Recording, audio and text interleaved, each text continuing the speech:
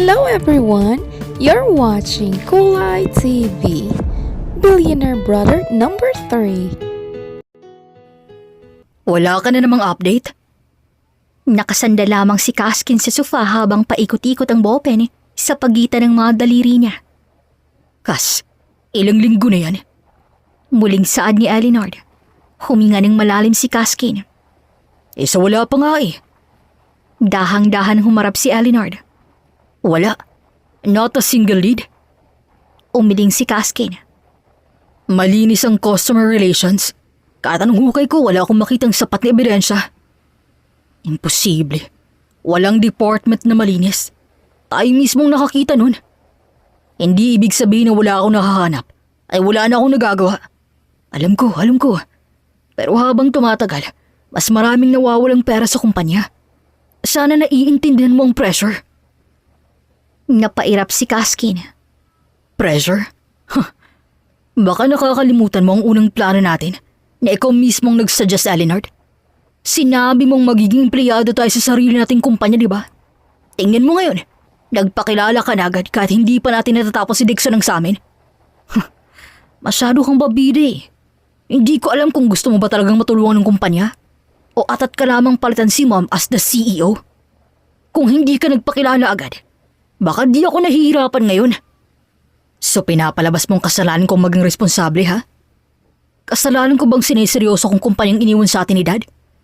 Kasalanan ko bang hindi ko inuunang mababae, di tulad mo?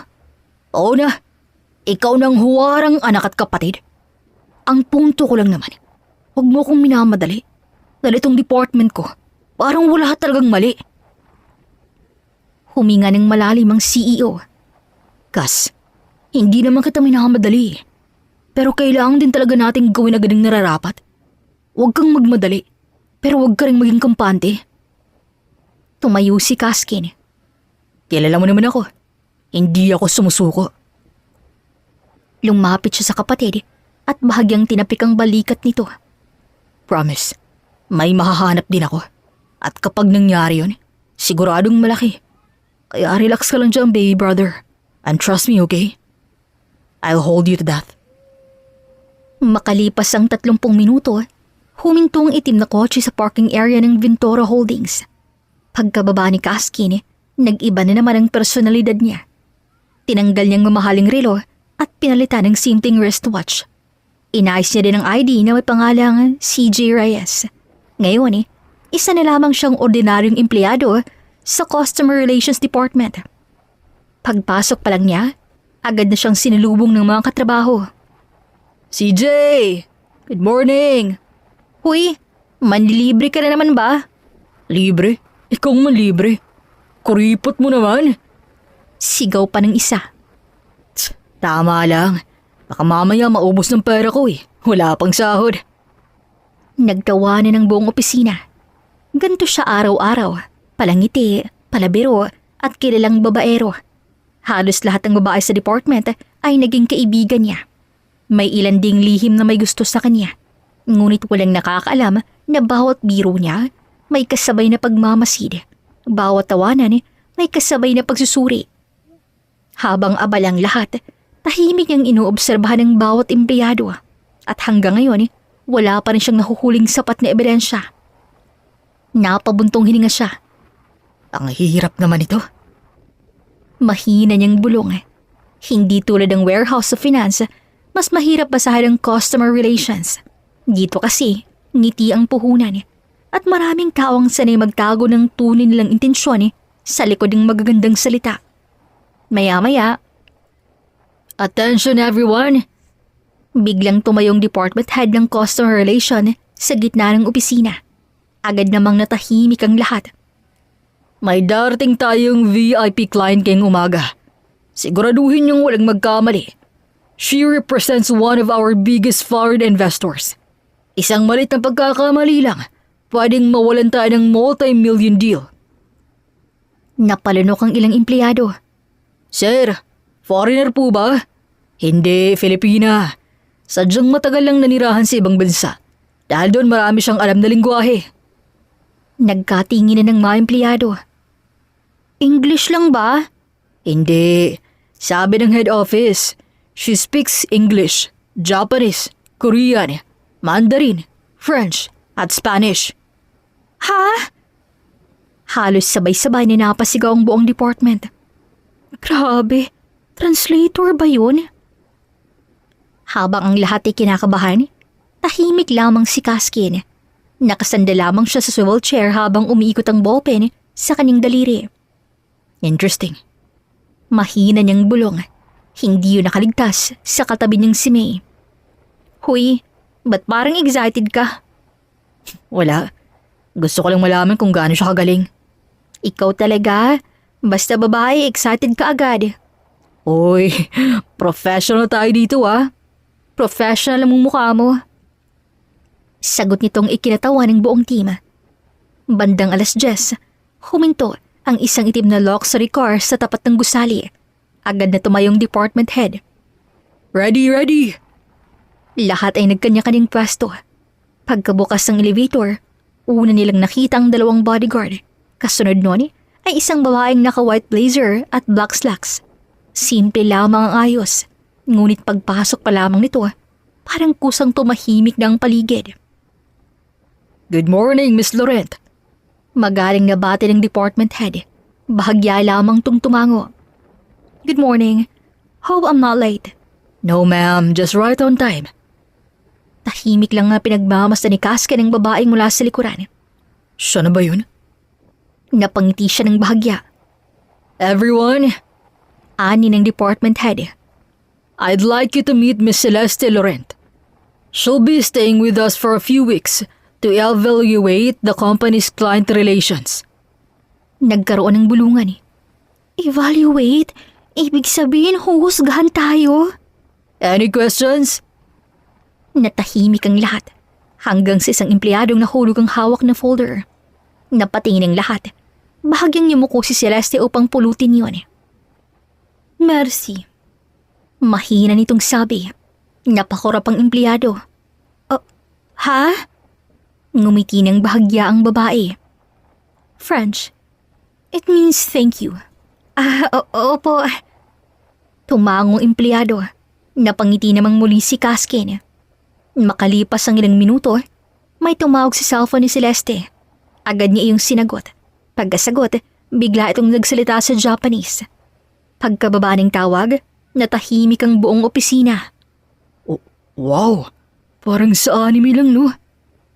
Napailing si Caskin at mahina siyang natawa. Natural. Biglang napaling si Celeste at nagtagpo ang mga mata nila. Sandali lamang yon dahil pagkatapos, muli itong naglakad.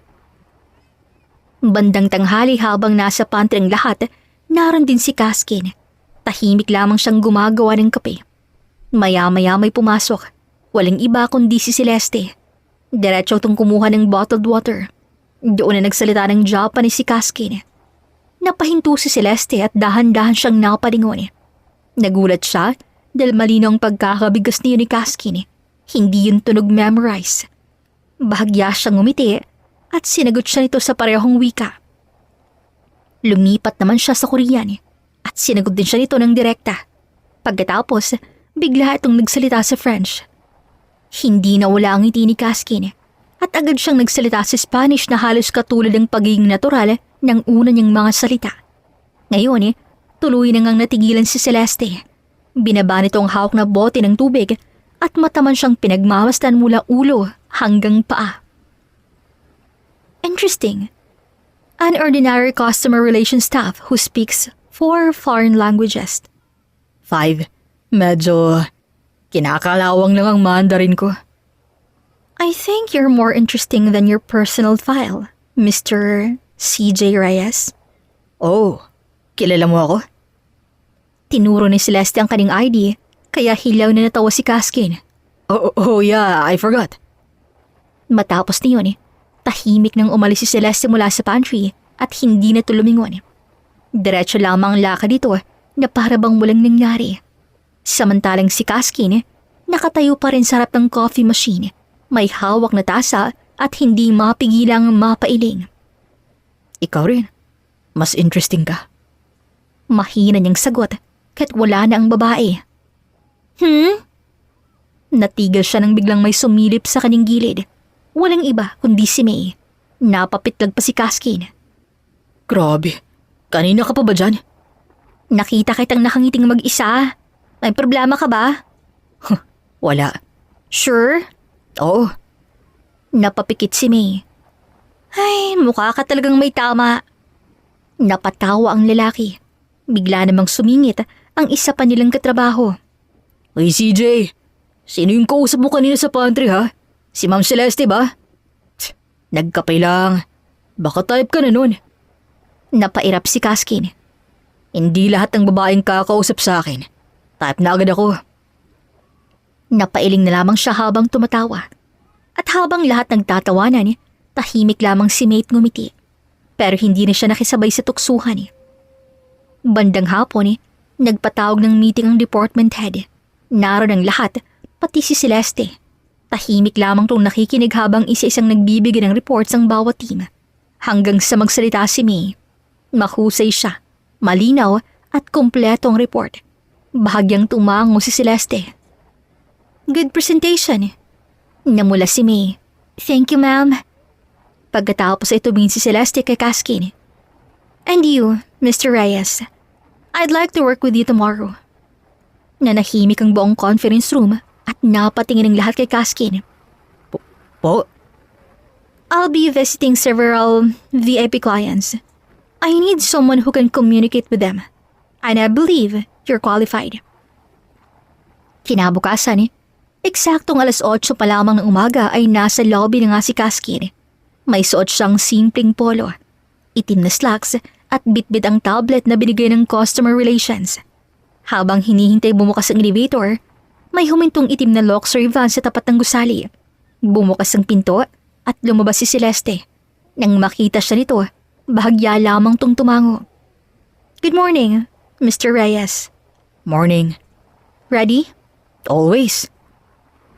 Pumasok sila sa elevator ng tahimik hanggang sa nagsalita si Kaskin.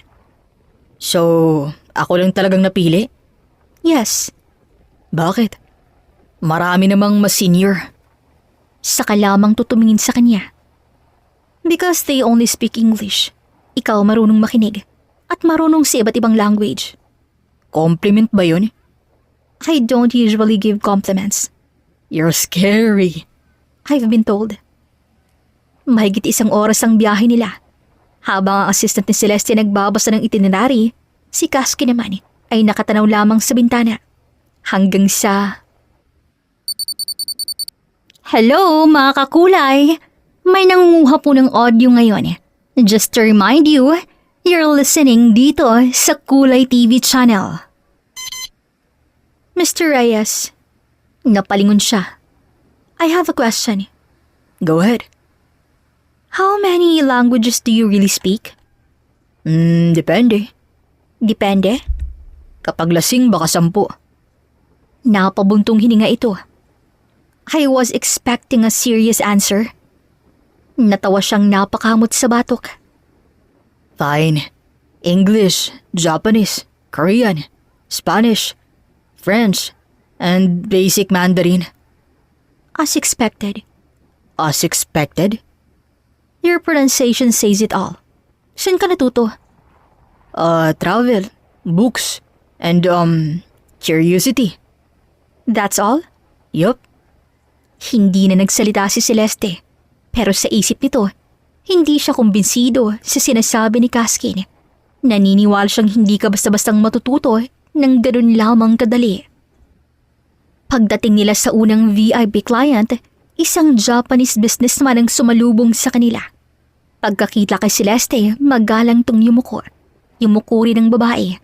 Diretso silang nag-usap sa Japanese at tahimik lamang ding nang nakikinig si Kaskin. Maya-maya, napakunot-lo ang businessman nang may sinabi tong medyo mabilis. Bahagya tong natigilan. Pero bago pa siya makasagot, kalma lamang na sumingit si Kaskin. Mabilis din siyang nagsalita sa parehong wika. Tumawang matandang negosyante at sunod-sunod tong tumango. Pagkatapos, nakipagkamay pa kay Kaskin. Nang makaalis sila, napatingin si Celeste sa kanya. What? He corrected my sentence. Konti lang. Konti? Ilang taon mong pinag-aralan ng Japanese? Hindi ko na maalala eh. You keep surprising me. Good surprise ba? Maybe. Sa pangalawang meeting, isang Korean investors naman. Habang nag-uusap sila, biglang may isang executive na nagbiro. Halos walang nakagets. Pero biglang natawa si Kaskin. Kasunod nun, sumagot din siya ng Korean, kaya mas lalo pang natawa ang buong grupo. Nang matapos ang meeting, lumapit si Celeste. Anong sinabi nila? Bakit? Kasi gusto kong maintindihan. Sabi niya, ang seryoso mo raw. At? Sabi ko, kailangan may seryoso sa ating dalawa. At anong sagot nila? Mukha daw bagay tayo. Biglang tumigil si Celeste sa paglalakad. Dahan-dahan siyang lumingon at sinamaan to ng tingin. Excuse me? Joke lang.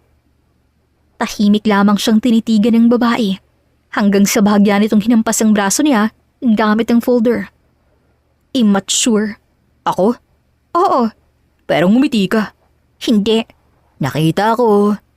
Hindi. Tumawa pa ang mata mo eh. You're impossible. I know. Bandang hapon pabalik na sila ng kumpanya. Habang nasa sasakyan tahimik na binabasa ni Celeste ang evaluation forms. Maya-maya, nilapag nito ang tablet. Mr. Reyes. May napansin lang ako. Everyone likes you. Natatawa siyang umiling. Hindi naman lahat. Well, mostly. It helps with work. Pero sobrang friendly mo. Parang wala kang pinipiling kausapin. Customer relations. Requirement yun. Or maybe, you're hiding something. Saglit na natigil ang pagngiti ni Kaskin bago niya muling ibanilik ang pilyong ngiti. Like what? Hindi sumagot si Celeste. Ngumiti lamang to ng bahagya habang binabalik ang tingin sa bintana. Sa isip niya, alam niyang hindi lamang isang ordinaryong empleyado ang lalaking to. At kung ano man ang tinatago nito, sisiguraduhin niyang malalaman niya. Kinagabihan, tahimik lamang na nakaupo si Celeste sa balcony ng hotel suite na pansamantala niyang tinutuluyan. Nasa harapan niyang isang tasa ng mainit na tsaa. Habang nasa mesa, nakalatag ang mga evaluation reports ng Ventura Holdings. Isa-isa niya iyong binuklat. Maayos naman, malinis at profesional. Ngunit hindi roon umiikot ang kanyang isipan. Sa halip, paulit-ulit na bumabalik sa alaala niya ang lalaking bago pa lamang niyang nakilala. Napabuntong hininga siya. Kakaiba ka.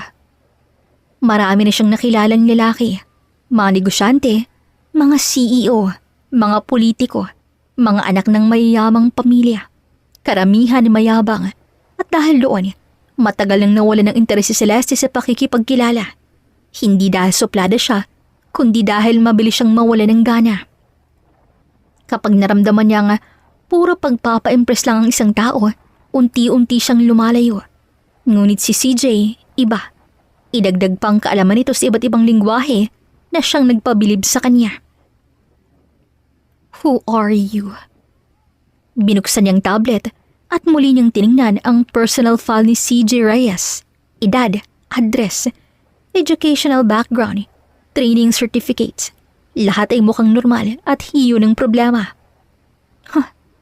Imposible. Someone who speaks 5 languages doesn't have an ordinary background. Pinikit niya sandali ang mga mata at naalala na naman niya ang ngiti ni Kaskin. No, hindi pwede. Minsan lang mangyari yon.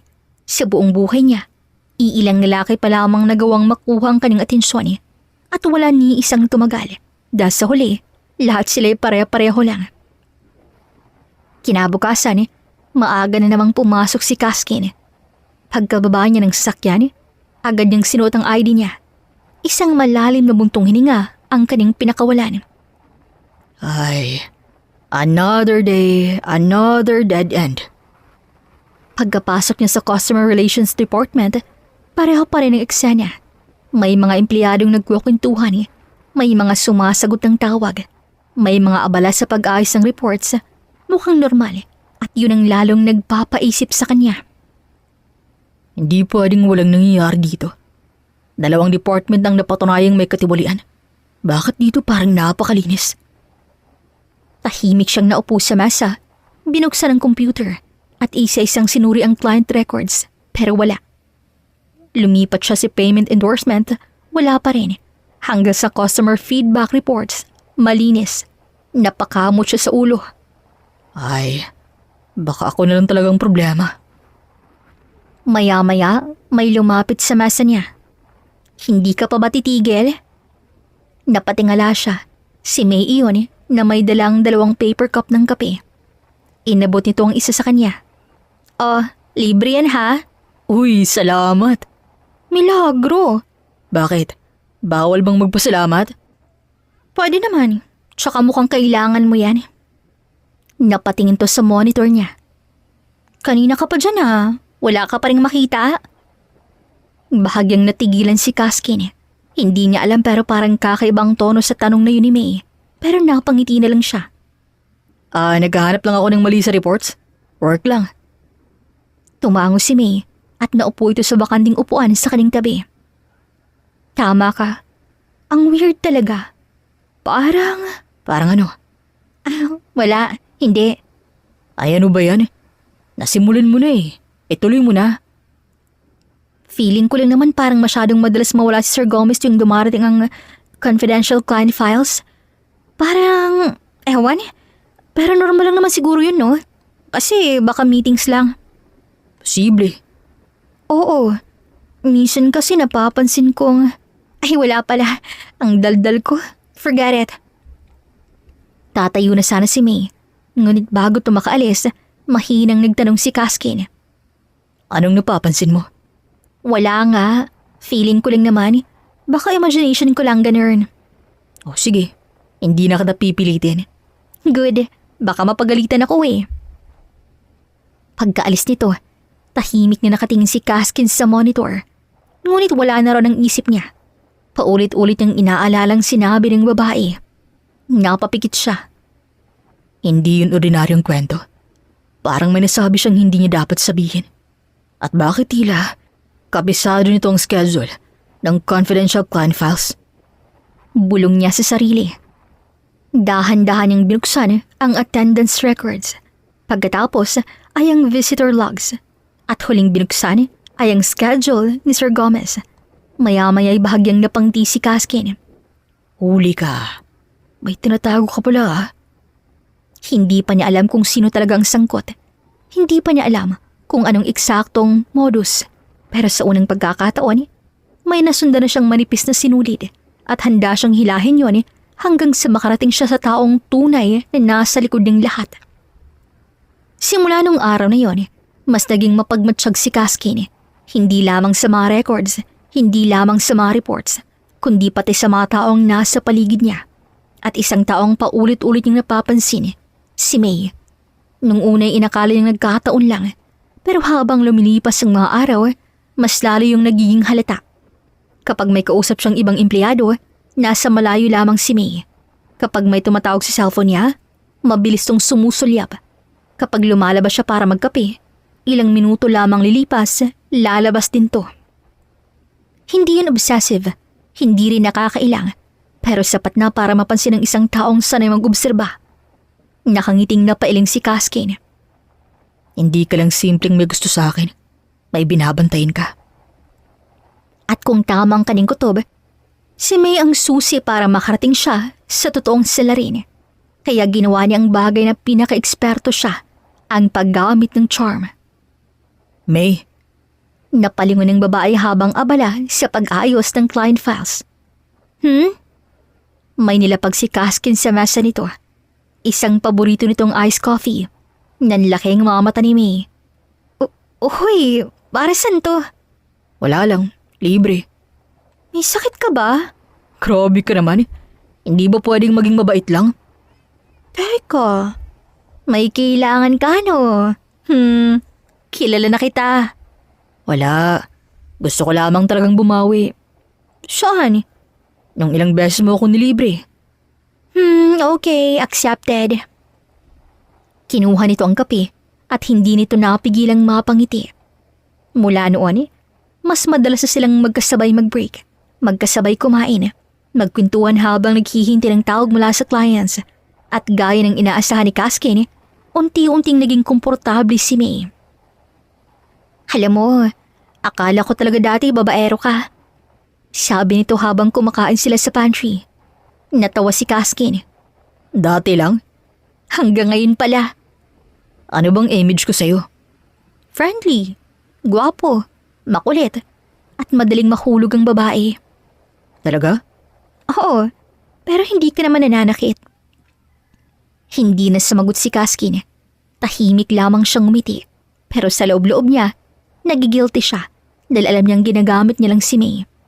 Hindi niya gustong gawin yun, pero kailangan. Kung ito ang paraan para malaman ng totoo, gagawin niya. Lumipas pang ilang araw, mas naging natural pa ang samahan nila. Minsan inaabotan niya ito ng snacks. Minsan na may sabay silang umuuwi hanggang sa kayan. May mga pagkakataon ding inaasar na sila ng buong department. CJ, may bodyguard ka na oh. Napailing si Kaskin. Hoy, kaibigan ko yun. Ngunit si May, tahimik lamang na napapangiti. Isang hapon, magkasabay silang nag-aayos ng lumang client folder sa records room nang magsalita si Kaskin. May? Pinagkakatiwalaan mo ba ang lahat ng tao rito? Napahinto ito at napatingin sa kanya. Saan ang galing yan? Ewan, curious lang. Hindi. May mga tao talagang bigla itong tumigil at napakagat sa sariling labi. Ano? Wala, muntik na naman akong madulas. Lumapit ang bahagya si Kaskin. Safe naman yun sa akin eh. Promise. Nagtagpo ang mga mata nila. Halos 1 minutong walang nagsalita. Pero maya-maya napailing to. Hindi pa pwede. Kapag nalaman nila, papatay nila ako. Nawala ang ngiti ni Kaskin. Bagamat 1 segundo lamang pero mabilis niya iyong itinago at ngumiti siyang muli. Sino? Wala akong sinabi Forget everything. Mabilis itong kinuhang mga folder at halos patakbong lumabas ng records room. Naiwan si Kaskin na tahimik at nakatitig sa pintong pinagsarahan nito. Unti-unti siyang napangiti. Sa wakas, may nabitawang impormasyon si May na hindi kayang imbentuhin at sapat na yun para makumpirma niyang hindi nagkakamali ang kanyang kutob. May organisadong grupong kumikilos sa loob ng customer relations at si May hindi lamang basta empleyado. Isa siya sa mga taong alam ang katotohanan o baka isa siya sa mga taong kasali rito. Bandang tanghali, katatapos lamang ng meeting ni Celeste sa isa pang foreign client. Tahimik siyang naglalakad sa hallway habang binabasa ang mga notes sa tablet. Sa kabilang direksyon naman, kaswal na naglalakad si Kaskin. Pagkakita niya sa babae, otomatiko siyang umiti. Good afternoon, Miss Laurent. Good afternoon, Mr. Reyes. Nagkatapat sila sa gitna ng hallway. Ayos ba ang meeting? Better than I expected. Good. Sabi ko naman sa'yo, di ba? Hindi ka bibiguin ng customer relations. So, may verdict ka na ba sa department namin? Hindi pa. Still observing. Hirap mo namang i-please. I wasn't hired to be pleased. Fair enough. Sandaling natahimik ang dalawa hanggang sa biglang nagsalita si Celeste. You know, I was wrong. Akala ko kasi wala kang girlfriend. Ha? Oh, don't deny it. Anong dinidinay ko? Your girlfriend. Nanlaki ang mga mata ni Kaskin. Wait, wala akong girlfriend. Sinungaling. Seryoso, wala talaga. Well, nililink nila ako sa iba't ibang babae pero girlfriend? No, never pa. Isinara ni Celeste ang hawak niyang tablet. Yesterday, I saw you. Kasama mong isang babae dun sa parking area. She was beautiful. Tapos, you kissed her. You even kissed her on the lips before she got into the car. Hindi agad siya nakapagsalita. Sa halip, mabilis siyang nagbalik tanaw sa nangyari kahapon at wala naman siyang maalala nga may hinalikan siyang babae sa parking lot. Maya-maya, Parang may bumbilyang umilaw sa kanyang isipan. Kung hindi siya nagkakamali, si Dixon at si Celine ang tinutukoy nito. Kahit kasi magkaibang hairstyle at pananamit nila, kung hindi ka sanay tumingin, madaling mapagpapalit ang dalawa. Sa loob-loob niya halos matawa siya. Gusto sana niyang itamang pagkakamali at sabihing kambal niya yun na hindi siyang lalaking nakita nito. Ngunit bigla siyang natigilan. Hindi pa pwede. Kapag sinabi niyang may kambal siya, maraming kasunod na tanong at higit sa lahat, mabumunyog ang tunay niyang pagkatao. Kaya sa halip, ngumiti na lamang siya ng bahagya. Hindi na lang ako magsasalita. Bahagyang tumaas ang kilay ni Celeste. So I'm right. Kung yan ang gusto mong paniwalaan. Tahimik na tumango si Celeste. Hindi niya alam kung bakit pero may kung anong mabigat na pakiramdam ang dumapo sa kanyang dibdib. Akala niya wala siyang pakialam. Ngunit ngayong inakala niyang may nobya ang lalaki, bigla siyang nakaramdam ng kakaibang pagkadismaya. Ngunit mabilis niya iyong tinago. Good for you. Lucky girl. Maybe. Yun lang sinagot niya. Sige, I have another meeting. See you around, Mr. Reyes. See you. Tahimik niyang pinanood ang paglayo ng babae. Pagliko nito sa hallway, hindi niya na napigilang matawa. Ay nako Dixon, ang kalat-kalat mo talaga. Mahina niyang bulong. Habang naglalakad palayo si Celeste, hindi niya namalayang mas mahigpit na pala ang pagkakahawak niya sa tablet. At sa unang pagkakataon sa loob ng maraming taon, naiinis siya sa kanyang sarili na nasaktan siya sa ideyang may ibang babaeng nauuna ng hawakan ng puso ng lalaking unti-unti na sana niyang kinagigiliwan. Kinagabihan, tulad ng nakagawian ng Pamilya Ventura, sabay-sabay silang naghapunan sa mahabang mesa ng mansyon. Tahimik munang kumain ng apat hanggang sa nagsalita ang kanilang ina. Hindi ba kayo napapagod? Araw-araw kayong maagang umaalis tapos gabi na umuuwi. Ngumiti si Dixon. Konti lang mom, para sa kumpanya. Oh, sige, mag-iingat lamang kayo palagi. Pagkatapos nun, tumayo ng kanilang ina. I'll leave you boys. I know pa yung pag-uusapan pa kayo. Pagkaalis ng kanilang ina, biglang naging seryoso ang paligid. Unang nagsalita si Kaskin. Dex, mag-ingat ka naman. Mag-ingat? Anong ibig mong sabihin? May nakakita sa'yo. Akala niya ikaw ako. Sino? Isang VIP client. Si Miss Celeste Laurent. Seriously? Oo. Nakita ro niyang hinalikan ko ang girlfriend ko bago sumakay ng kotse. Sorry na. Hindi ko naman alam na may nakakakita eh.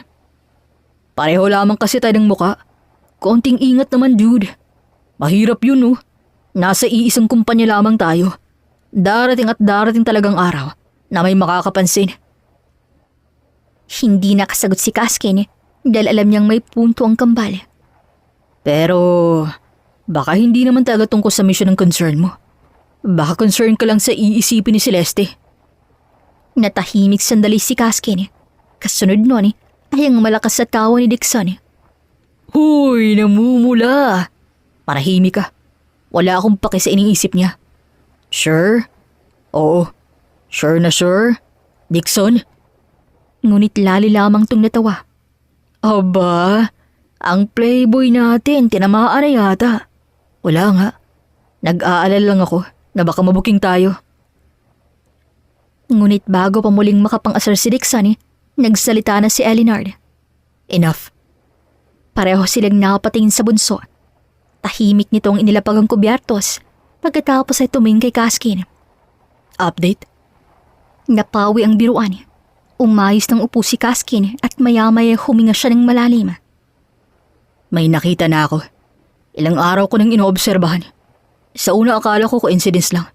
Pero paulit-ulit ang nangyayari. Sino? Si May. One of our staff. May kakaiba sa kanya eh. Kakaibang paano? Hindi siya basta empleyado. Napapansin niyang mga confidential schedules. Alam niya kung kailan nawawalang ilang files. At 2 beses na siyang muntik madulas sa pagsasalita. May isa pa. Napansin kong parang may inuulat siya. May ebidensya ka? Hindi pa. Wala pa. Kutob pa lang. Pero kanina, may nahuli akong isang bagay. Pagkatapos namin mag-usap, napansin kong ilang segundo lang ang lumipas. May lumabas na warning sa kilos ng taong binabantayan ko. Parang may nagbigay ng impormasyon. So, may leak? Oo. At malaking posibilidad na si Meng nagdadala ng impormasyon. Hindi ko lang alam kung kusang loob o may nag-uutos sa kanya. Nako, delikado yan. Sobra. Kaya hindi muna ako gagalaw. Kapag pinilit kong hulihin agad, baka mawala ang totoong utak ng operasyon. Bahagyang ngumiti si Alinard. That's the Kaskin I know. You're finally making progress, kuya. Hindi pa tapos, pero malapit na. Keep acting. Huwag mong ipapahalatang may alam ka. Hayaan mong isipin nilang nauuto ka. Ngumisi si Kaskin. Ako pa ba?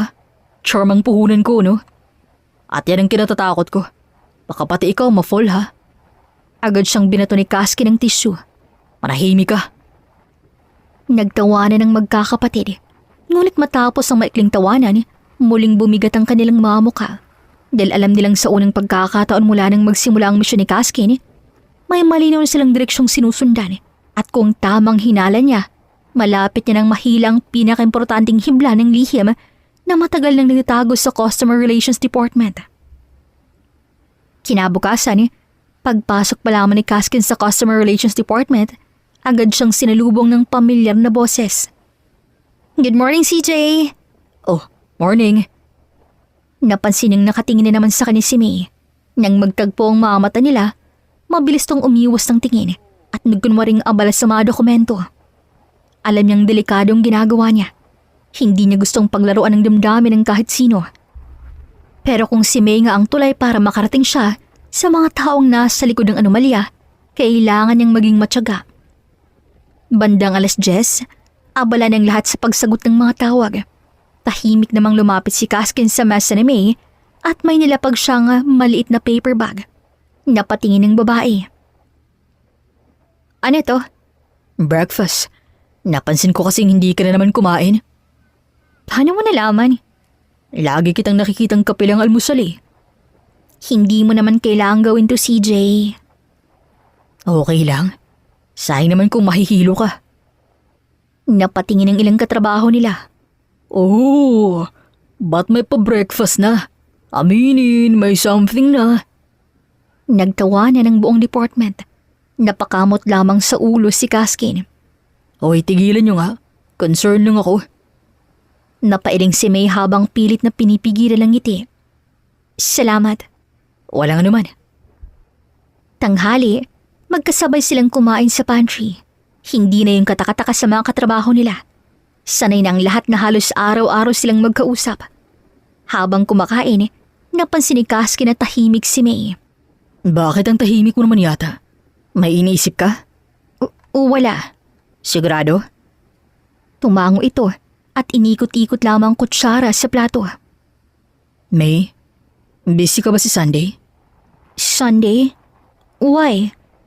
Naisip ko lang na baka gusto mong magsimba. Magsimba? Oo, simbang magkasama. Hindi agad nakasagot ang babae. Halos ilang segundo itong nakatingin lamang sa kanya.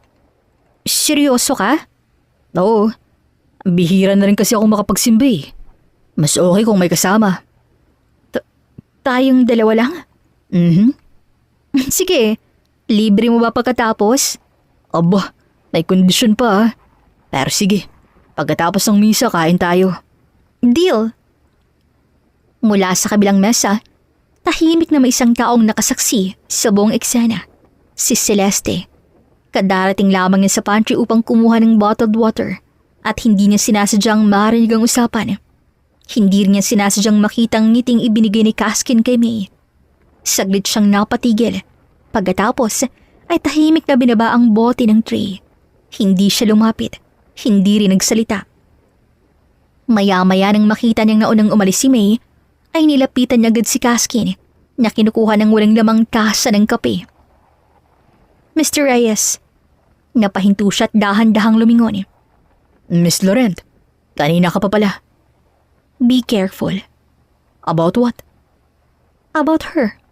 Kay May. Anong ibig mong sabihin? Tahimik na lumapit si Celeste at bumulong. Not here. Come with me. Ilang minutong lumipas, naroon na nga silang dalawa sa rooftop. Tahimik ang lugar at malayo sa mga ososero.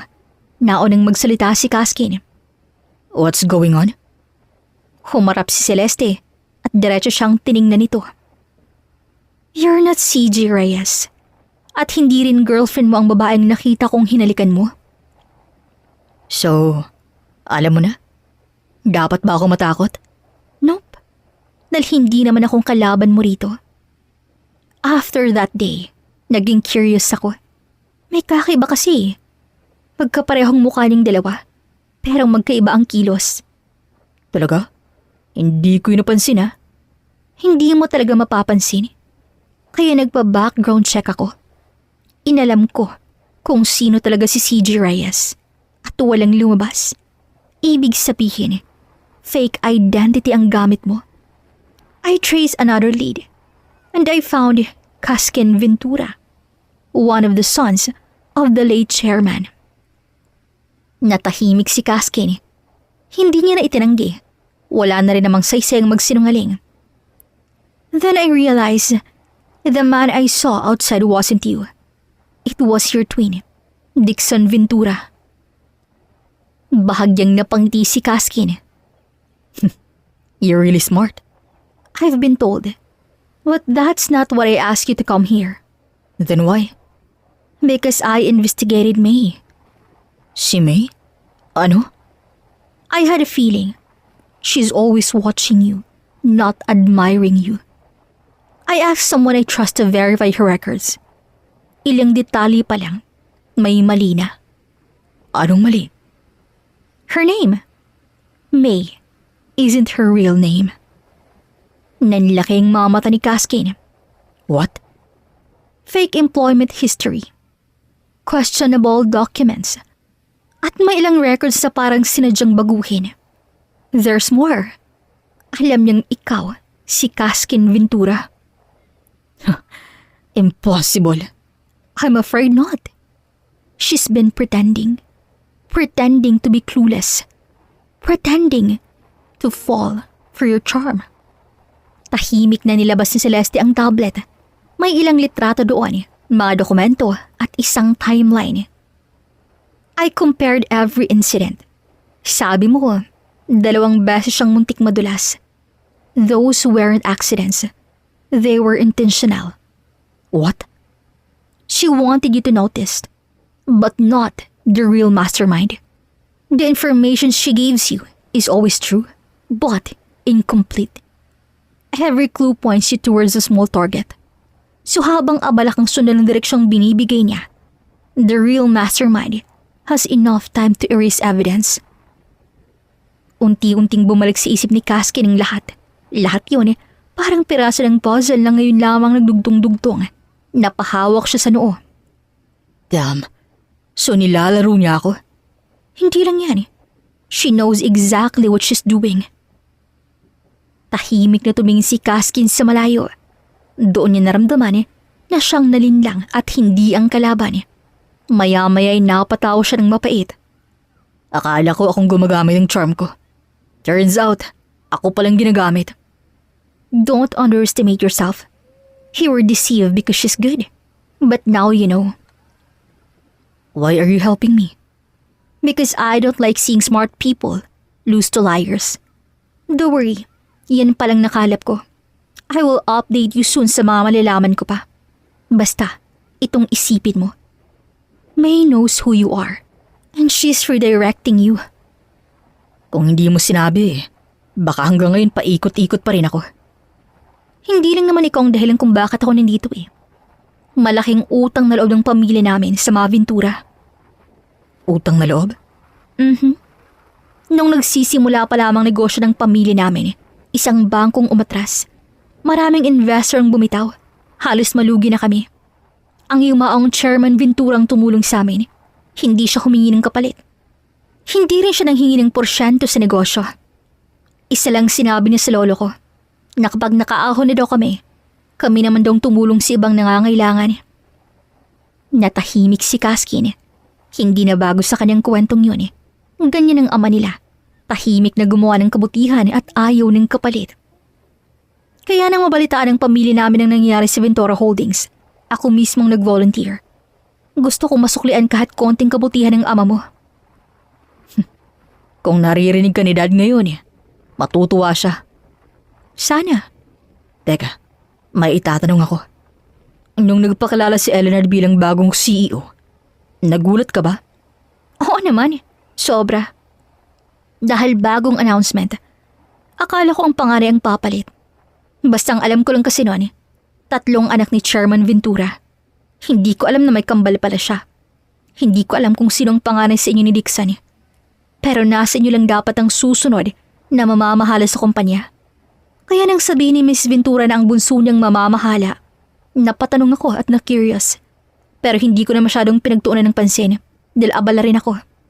And now, dahil masyado akong invested sa iyo at sa pagkatao mo, nalaman ko ang sagot sa mga tanong ko, Mr. Ventura. Namangha si Kaskin sa babae, pero agad din siyang ngumisi ng piliw. Sus, baka naman ginagawa mo lang to kasi nagsiselos ka na lagi kaming magkasama ni May. Excuse me? Aminin mo na kasi. Okay lang naman yun Hindi naman ako magagalit. Wow! Ang taas naman ng confidence mo. Look, gusto mo ba ng tulong o hindi? Kasi kung hindi, total mukhang kaya mo nung mag-isa. Bahala ka. Tumalikod na si Celeste at diretso tong naglakad patungo sa pinto ng rooftop. Napakamot naman sa ulo si Kaskin. Oops, bawal na palang mga asar. Natatawa ng hinabol ang babae. Oy wait, Miss Laurent. Bago patuloy ang makalabas ng babae, hindi na nag-isip si Kaskin. Marahan niyang hinawakan ng magkabilang balikat nito. At sa hindi niya inaasahan, napayakap siya rito mula sa likod. Nanigas si Celeste. Nanigas din siya. Nanlaki ang mga mata nilang dalawa. Kaya mabilis na pabitaw si Kaskin at napakamot sa batok. Sorry. Yes, Master. Sabi niya habang nakaatas ang dalawang kamay na kunwari sumusuko. I need your help. Yan naman pala. Kaya umayos ka. Simula ng pag-uusap nila sa rooftop, walang nagbago sa panlabas na kilos ni Kaskin at yun mismo ang plano nila. Kung alam ni Meng nahuhulog na siya rito, hahayaan niyang yun pa rin ang paniwalaan nito. Morning! Masiglang bati ni May isang umaga. Ngumiti si Kaskin. Morning. Iniabot nito ang isang cup ng kape. Paborito mo? Salamat. Kung dati, natural lamang siyang nakikipag-usap. Ngayon, bawat ngiti, tingin at salitang binibitawan ni May, pinag-aaralan niya na. Hindi na siya basta nagpapadala sa pakitang tao nito. Tanghali at magkasabay na naman silang kumakain. CJ, may narinig akong usapan. Tungkol saan? Baka raw may nagtatago ng confidential contract sa old archive room? Totoo? Ewan, nadinig ko lang. Pwede mong i-check. Oh, sige. Tahimik siyang uminom ng tubig. Pagkatapos, ngumiti. Pero alam mo, hindi naman nagtatagumpay ang masasamang tao Kung may gumagawa man ng masama, darating din ang araw na babalik sa kanilang lahat. Karma ba? Hindi man ngayon pero darating. Hindi agad nagsalita si May. Bahagya pang nawala ang ngiti nito, pero mabilis lang. Maya-maya'y tumawa ito. Grabe, bigla ka namang naging philosophical. Observation lang. Naniniwala kasi ako ron Oo nga naman Pero sa pagkakataong yun, napansin ni Kaskin ang bahagyang panginginig ng kamay nito habang umiinom ng tubig. Kinahapunan, nagkita naman si Kaskin at Celeste sa rooftop. Nakasanayan na nilang dalawang doon mag-usap dahil malayo sa mga tenga ng iba. Pag-akit pa lamang ni Kaskin, sinalubong na siya agad ng malamig na tingin ng babae. Late ka. Traffic? Traffic? O busy kasama si May? Ay, bakit? Namimiss mo ba ako? Feeling. Sinasabi ko lang naman ng mga nakikita ko. Kayo na naman kasi ang magkasabay mag-lunch. Pagkatapos, magkasabay pang umuwi kahapon. Binabantayan mo yata ako Hindi. Napapadaan lang ako. At napansin ko rin na masyado na kayong dikit sa isa't isa. Selos ka? Excuse me? Tinitingnan lang kita. Baka nakakalimutan mo ng misyon. O baka nahulog ka na rin. Grabe. Ikaw talaga. Imagination mo sobrang malawak. Wala akong pakialam sa'yo. Gusto ko lang siguraduhin na hindi ka mauunahan. Remember, she's smarter than she looks. Unti-unting nawala ang pilyong ngiti ni Caskin. I know. At salamat sa pagpapaalala. Pero nakakatuwa ka. Kasi kapag tungkol kay May, ang dami mong sinasabi. CJ, one more word. Itutulak talaga kita rito. Sige na, tama na. Susunod na ako sa master ko. Nga pala, busy ka ba mamaya? Why? Naisip ko lang, mag-dinner tayo sa bahay. Sa bahay ninyo? Oo, safe naman dun. Hindi kita kakainin. Okay, pupunta ako. Kinagabihan nga, huminto ang sasakyan sa harap ng napakalawak na Ventura Mansion. Pagpasok nila sa loob, agad silang sinalubong ng mga kasambahay. Good evening, Sir Caskin. Tumango lamang siya, habang si Celeste ay tahimik lamang na tumitingin sa paligid. Hindi pa rin siya sanay makita ang loob ng tahanan ng isa sa pinakamayamang pamilya sa bansa. Pagpasok nila sa dining hall, naroon na sina Dixon at Eleanor. Sabay silang napatingin sa bagong dating. Hoy, hindi mo naman sinabing girls night pala yung gabi. Sana dinala rin namin ang mga nobya namin. Baliw. Samantalang napailing lamang si Eleanor. Kuya Kas, bakit ka nagdala ng ibang tao rito? Di ba? Hindi na natuloy ni Eleanor ang sasabihin nang magsalita si Helena na pababa ng hagdan. Celeste! Oh my gosh, iha! Tita Helena? Agad silang nagyakapan. Napanga sina Dixon at Eleanor, lalo na si Caskin. Ang laki-laki mo na. Huling kita ko sa'yo, college ka pa. Kayo rin po, I miss you. Ako rin, iha. Ay, tingnan mo nga naman. Hindi mo man lamang sinabi sa akin na ikaw palang evaluator ng kumpanya. Gusto ko pong maging professional. Iyan na iyan. Doon lamang nakahinga ng maluwag sina Dixon at Eleanor. Safe. Kala ko kung sino ka na. Sabi ko naman sa'yo eh. Ilang minutong lumipas, nagsimula na silang maghapunan. Masayang usapan. Panay kuwento si Helena tungkol sa kabataan ni Celeste, habang ang tatlong magkakapatid ay tahimik na nakikinig, hanggang sa naging seryosong usapan. Tita Helena, gusto ko pong sabihing handa akong tumulong. I know everything now. Alam ko nang nangyayari sa kumpanya. At alam ko na rin ang misyon ng tatlong magkakapatid. Hindi lamang po tungkol sa utang na loob. Gusto ko ring mapanagot ang mga taong sumira sa kumpanyang trio ni Tito Antonio. Iha, hindi mo obligasyong gawin to. Alam ko po, pero gusto ko. Malaking utang na loob ng pamilya namin sa chairman. Kung hindi dahil sa kanya, wala kami sa kinilalagyan namin ngayon. Kaya hayaan niyo akong tumulong. Hindi bilang evaluator. Hindi bilang representative ng pamilya ko. Kundi bilang isang taong gustong protektahan ng kumpanyang minsan naligtas sa amin. Thank you. Sigurado akong matutuwang asawa ko kung naririnig ka niya ngayon. Ngumiti si Celeste. Pagkatapos, tumingin siya kay Caskin. Pero may kondisyon. Caskin, hindi ka pwedeng gumawa ng desisyon nang hindi mo muna sinasabi sa akin. Ganun din ako sa'yo. Fine.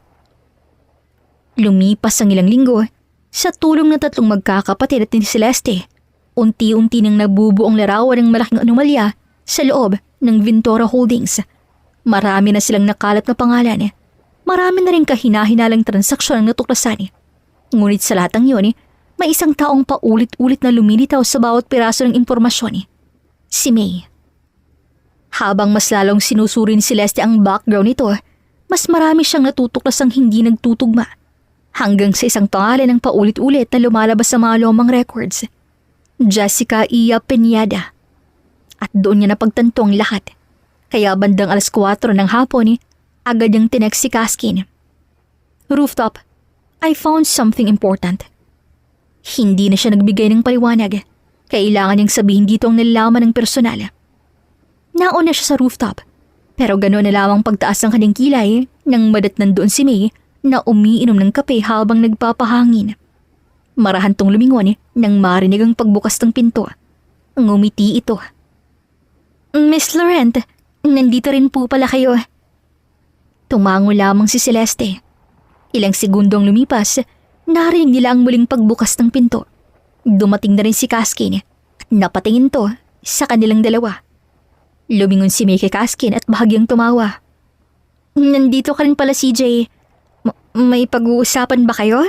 Sige, alis na ako. May kailangan pa kasi akong tapusin eh. Humakbang to papunta sa pinto. Ngunit bago pa to makalapit, ang malamig na boses ni Celeste ang pumigil dito. Jessica Iya Pineda. Napatigal si May. Maging si Kaskin ay napakunot noo. Excuse me? Kay ganda ng pangalan mo. Bakit hindi mo ginagamit? Bakit kailangan mo magtago sa likod ng pangalang May? I think nagkakamali kayo, Miss Laurent. Hindi ako ang taong hinahanap ninyo. Hindi nga ba? Kasi base sa records na nakuha ko, may isang Jessica Iya Pineda na biglang nawala sa lahat ng opisyal na dokumento. 4 na taon nang nakakalipas. Pagkatapos biglang lumitaw ang isang May. Parehong birthday, litrato, magkaiba lang pangalan. Now tell me, bakit ka nandito sa kumpanya, Jessica? A.K.A. May. Umigting ang panga ni May. Saka tumayo ng tuwid at napangisi. Impressive. Ang sipag mong mang-imbestiga. Hindi pa sapat. Marami pa akong gustong malaman. Then, investigate more. Wala naman akong tinatago. Talaga? Then explain bakit peking employment history mo. At higit sa lahat, bakit alam mong si CJ Reyes ay si Kaskin Ventura? Doon unang nagbagong ekspresyon ni May. Bahagyang naningkit ang mga mata nito. Anong sinasabi mo? Hindi ko alam mga pinagsasabi mo. Hindi? Interesting. Kasi kung hindi mo siya kilala, bakit sa tuwing may binibitawan kang impormasyon, lagi siyang napupunta sa maling direksyon? Huwag ka nang magmang-maangan dahil hindi ako haharap sa iyo ngayon kung kulang ang mga nakalap ko. Now tell me, tell us the truth yourself. O baka gusto mong sa bibig ko pa mismo manggaling ang totoo? You're good. Mas magaling ka kaysa inaasahan ko. Ang mali ko lang sa larong to ay si CJ, si Kaskin Ventura lang ang binabantayan ko. Hindi ko naisip na may galamay din pala siya na isang katulad mo, Miss Laurent. Tingin mo ba, kapag nalaman mo ang tunay kong pangalan, panalo ka na? Hindi. Pero isang maskara na natanggal. Miss Laurent, mag-ingat ka. Dahil sa larong pinasok mo, hindi sapat ang talino. Kailangan mo ring mabuhay. May isang bagay pa akong hindi maintindihan. Humakbang si Celeste palapit. Ano bang nagawa ng mga Ventura sa'yo? At bakit gusto mong sirain ang kumpanyang tinayo nila? Oops, mali pala ang tanong ko. Siguro ang dapat kong itanong, ano ang ginawa ni Tito Antonio sa'yo? O mas tamang sabihin, kung anong ginawa niya sa mama mo? Nanlaking mata ni Kaskin. Makinig kang mabuti, Kaskin. Dahil hindi ko na uulitin ang mga sasabihin ko mamaya. And you, Jessica? Bakit nga ba? Dahil ba hindi niya binigay sa iyong apelyidong Ventura? Anong sinabi mo? Unti-unting humigpit ang pagkakakayom ni May sa mga kamao. Kitang-kitang pag-igting ng panga nito. Ngunit, nanatili pa rin tong tahimik. Ikaw si Jessica Iya Pineda, anak ni Antonio Ventura. Tama ba ako? Muling bumalot ang katahimikan hanggang sa unti-unting natawa si May. Congratulations! Ang tagal kong tinagong sikreto kong yan. Ikaw lamang palang makakahukay. Totoo. Anak ako ni Antonio Ventura, si ibang babae. Alam ko namang isang gabi lang yun. Sabi nga ni Mama sa akin, isang gabi lamang ng pagkakamali. Pero ni isang gabi man yun ng marami, nabuo pa rin ako. Hindi nila inasahang mabubuo ako. At alam ni Antonio tungkol sa pagbubuntis. Handa naman siyang akuin ng responsibilidad eh. Kung ganun, bakit mo to ginagawa? Dahil hindi perang gusto ng mama ko. Gusto niyang hiwalayan ni Antonio ang asawa niya. Well, nasabi daw kasi ng magaling mong ama na hindi na siya masaya sa asawa niya, which is si Helena Ventura. Kaya nangyaring isang gabing pagkakamaling yun. But turns out, misunderstanding lang pala. Si mama ko naman umasa. Kaya nang mabuwa ko, gusto niyang maging buo kami. Pero tumanggi siya dahil mahal niya ang pamilya niya. Mahal niya kayo. After noon, di niya na ako sinuportahan. Even ang pagbibigay ng apelyido niya sa akin, di niya ginawa. Alam mo ba kung gaano kasakit na makita sa TV ang pamilyang dapat sana'y kasama mo? Habang kayo kumpleto, ako nag-iisa at di kilala ng lahat. Jessica, Tumahimik ka. Pwede bang tigilan mo niyang pagiging mabait? Ayoko sa awa mo. Hindi ako naghahanap ng pamilya. Ang gusto ko'y maramdaman ninyo ang pakiramdam ng mawalan. Dahil yun ang pinaranas sa akin ng buhay. Jessica, nasaktan ka. Walang makakatanggi ron. Pero hindi kasalanan na Kaskin, Dixon at Eleanor ang nangyari. At lalong hindi dahilan para sirain ang kumpanyang libo-libong inosenteng empleyadong umasa. Dahan-dahang humakbang si Kaskin palapit. Jessica, alam kong hindi mabubura ng kahit anong sasabihin ko ang sakit na naranasan mo. At hindi rin kita pipiliting patawarin na ganang pamilya namin. Pero may isang bagay kang hindi alam. Binanggit ka ni Dad sa amin. Hindi ka niya tinago o tinanggi. Walang araw na hindi niya pinagsisihan ang nangyari. Bago siya mamatay, sinabi niyang hanapin ka namin. Pero hindi ka namin mahanap. Hanggang sa naisantabi muna namin ang paghahanap sa'yo na sa nangyari sa kumpanya. At kailangan namin kumilos. Hindi totoo yan. Sinasabi mo lang yan para bilugin ang ulo ko. Mom told me he abandoned us. Hindi. Nagkamali si Dad. At habang buhay niyang dinalang pagsisisi. Pero hindi ka niya tinakwil. At lalong hindi ka niya kinalimutan. Jessica, alam mo kung anong pinakamabigat na kulungan? Ang galit na pinipili nating dalhin araw-araw. Dahil habang iniisip mong pinaparusuhan mo ang taong kinagagalitan mo, ikaw rin ang unti-unting nauubos. Revenge is strange. It promises peace. But it only teaches your heart how to stay angry. Your pain is real. No one can take that away. But don't let your pain decide the kind of person you'll become. At kapag hinayaan mong galit ang magdikta sa bawat desisyon mo, dalawang buhing mawawala. Yung taong kinamumuhian mo at yung sarili mo. Now, sabihin na nga nating maging matagumpay ka at mapabagsak mo ang Ventura Holdings. What's next? Kasi kami, ipagpapatuloy pa rin namin ang buhay. Ikaw, nandyan pa rin ang hate sa puso mo at hindi ka pa rin magiging masaya. Doon na napayak si Jessica hanggang sa tuloy na nga siyang mapaupo sa sahig.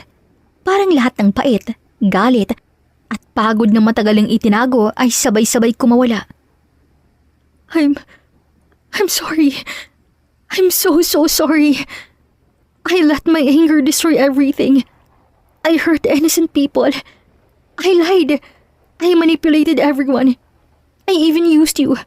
Wala na akong maidadahilan. I'll surrender. I'll tell the police everything I know. Lahat ng pangalan, ebidensya, kasabwat. Wala na akong itatago. Ilang buwan ang lumipas, mabilis na kumalat sa buong kumpanyang balita. Matapos ang masusing investigasyon, tuloy na ngang naaresto si Jessica Ea Pineda. Hindi lamang siyang nahuli, kasunod yung nadakip ang ilan pang kasabwat na matagal nang nagsasamantala sa Ventura Holdings. Sa korte, hindi na siya nagtangkang itanggi ang mga kasalanan niya. Inamin niyang lahat, kaya nahatulan siyang guilty. Pero kahit ganon, dumadalaw pa rin si Kaskin at ang dalawa pang Ventura Boys para makilala at makausap ng personal ang kanilang bunsong kapatid. Wala na akong karapatang humingi ng tawad. Minsang sinabi ni Jessica habang magkausap sila sa visiting area. Mahinang ngumiti si Kaskin. Ang kapatawaran, pinaghihirapan, hindi hinihingi. At naniniwala akong kaya mo magbago. Salamat, kuya. Saglit na tigilan si Kaskin, ngunit pagkatapos, ngumiti siya. Isang umaga nagtipon ng lahat ng empleyado sa main lobby ng Ventura Holdings dahil may mahalagang anunsyo. Tumayo sa entablado si Elinard. Good morning everyone. Una sa lahat maraming salamat. Sa kabila ng lahat ng nangyari, pinili niyong manatili at ipaglaban ang kumpanyang ito. Pero bago yan, may gusto muna akong ipakilala sa inyo. Lumingon siya sa gilid ng entablado. Please come up. Unti-unting umakyat sina Dixon at Caskin. Nagbulungan agad ang mga empleyado. I'd like everyone to officially meet my brothers. This is Dixon Ventura, and this is my older brother, Caskin Ventura. Tahimik namang ngumiti ang magkapatid. Hindi na nila kailangang magkunwari. Hindi na nila kailangang gumamit ng ibang pangalan. Malay na silang makakapasok sa bawat departamento bilang tunay na mga Ventura. Matapos na yun, naisip ni Caskin na dahil tapos na ang misyon niya, oras naman siguro para sundin niya ang kanyang puso. Tahimik ang rooftop ng kumpanya. Naroon si Celeste, nakatanaw sa mga ilo ng lungsod nang marinig niya ang pagbukas ng pinto. Hindi niya na kailangang lumingon. Alam niya na kung sino yon. Lagi ka talagang nandito. Mas tahimik kasi. Celeste, may gusto sana akong sabihin. Lumingon ng babae. Hindi niya inaasarang seryosong mukha nito. Alam ko marami kang narinig tungkol sa akin. Na playboy ako, na babaero ako, na mahilig akong makipag-date. At alam mo, totoo lahat yan. Hindi ako proud dun pero hindi ko rin itatanggi. That was the old me. Akala ko na normal lang yun. Na basta masaya, na walang nasasaktan okay lang. Hanggang sa nakilala kita. Ikaw ang unang babaeng hindi napabagsak ng charm ko. Ikaw ang unang hindi natakot sa akin. At habang mas nakikilala kita, unti-unti ring nawala ang dating Caskin. Ikaw ang naging dahilan kung bakit gusto kong maging mas mabuting tao, Celeste. Mahal kita. Unti-unting ngumiti si Celeste. Grabe. Seryoso ka pala kapag hindi ka nang aasar. Pero okay lang. Dahil gusto ko rin ng seryosong Caskin. Oh, wait. Ibig sabihin? Yes, I love you too. Hindi dahil Ventura ka. Hindi dahil mayaman ka. Kundi dahil nakita ko ang puso ng lalaking marunong umako ng pagkakamali. Marunong magbatawad at marunong magmahal. Hindi na napigilan ni Caskin. Mahinahon yung hinawakan ng kamay ni Celeste. Pagkatapos ay marang hinalikan ng noon nito. Thank you sa pagpili sa akin. Mahal na mahal kita. At mahal na mahal din kita, Mr. Ventura. Kung dati, sarili lamang yung iniisip niya. Ngayon, kasama na palagi si Celeste sa bawat plano niya. Lumipas ang 2 taon, lalong lumago ang Ventura Holdings. Unti-unti nang nabalik ang tiwala ng mga investors at sa tulong ng 3 magkakapatid, mas naging matatag ang kumpanya. Kasunod niyon ay ang proposal ni Caskin sa nobya. Wala na akong mas hihilingin pa. Ikaw ang naging dahilan kung bakit natuto kong magmahaling tama. At kung papala rin ako, gusto kong ikaw nang makasama ko habang buhay. Celeste Laurent, will you marry me? Yes, I will. Masaya siyang niyakap ni Caskin at hinalikan sa labi ang fiancé. Lumalim pang halik hanggang sa umabot sa leeg. Natigil naman sila nang pumasok ang guard. Pasensya na po sir, ma'am. Tapos na ho ba kayo? Isasarado ko na po ang rooftop. Tiyanek ko na po dahil baka mapagalitan na naman po ako ni Sir Elinard. Si Elinard? Bakit? Natrap po kasi siya noon dito kasama sa Miss Mira. Hindi ko po na-check Kung gusto niyo pong mag-honeymoon ng maaga, sir, may malapit pang hotel dito, sir. Namulang mukha ni Celeste, pero si Caskin natawa lang at hinawakan ng kamay ng fiancé. Dumiretso nga sila sa malapit na hotel at wala nang pagdadalawang isip na tinanggal nilang kanilang mga suot. Doon, isang malakas na daing ang pinakawalan si Celeste nang tuloy na ngang ipasok ni Caskin ang kanyang alaga sa kanya. Caskin, dahan-dahan. Magtira ka ng lakas para sa honeymoon natin. Pre-honeymoon to, my love. Level 1 pa lang to sa kaya kong gawin. Level 1 pa ba to? Sa lagay na to? Natawa na lamang sila. At syempre, hindi matatapos ang gabing yun hanggat hindi nagagawa ni Caskin ang kanyang paboritong posisyon. Ang nakatalikod si Celeste habang binabae niya ito at pinapaligaya. Nang matapos na sila, natawa lamang sila at napatingin sa isa't isa. I love you sobra-sobra. Soon to be Mrs. Ventura. I love you too, Mr. Ventura. At makalipas ng ilang buwan, dinaos din ang kasal ni Caskin at Celeste. Masaya naman si Dixon at Leonard at sinabing sila rin ang susunod na magiging Ventura groom dahil wala na rin silang balak pakawalan ang kanilang mga nobya. The end. Sana po inyong nagustuhan ang kuwento ng pag-ibig ng ating mga bidang sina Caskin at Celeste. Maraming salamat po sa inyong pakikinig at hanggang sa susunod na kwento, dito lamang sa Kulay TV. Daghang salamat! Okay mga kakulay, maraming salamat po for watching or listening. I hope nagustuhan niyo ang story ng tatlong bilyonaryong brothers. Thank you to our narrator, Miss Regine. And thank you to my co-author, Miss Yen. This is Ethel McMenamin, Kulay TV creator/writer, saying, bawat buhay ay may kulay. Thank you and take care. Dagan kayong salamat. See you sa next story.